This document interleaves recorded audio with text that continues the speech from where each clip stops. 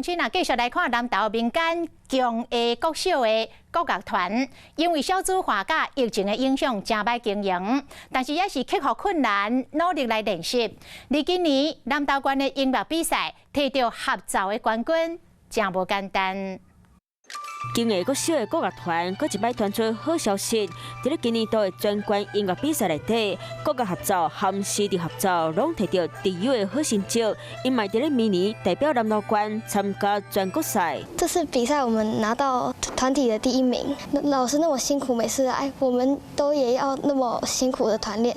即摆参加比赛学生，真侪拢是国小3年啊，而国外时间嘛拢无长，学校要伫咧少子化进行，栽培大家有真大困难。这次在县赛得到了个人赛的冠军，虽然练习的过程很辛苦，但是很值得。少子化加上疫情，受到上大影响的就是偏乡学校。今年国小虽然无上好的资源和环境，不过学校摒说教这个囡仔，互家长拢真佩服。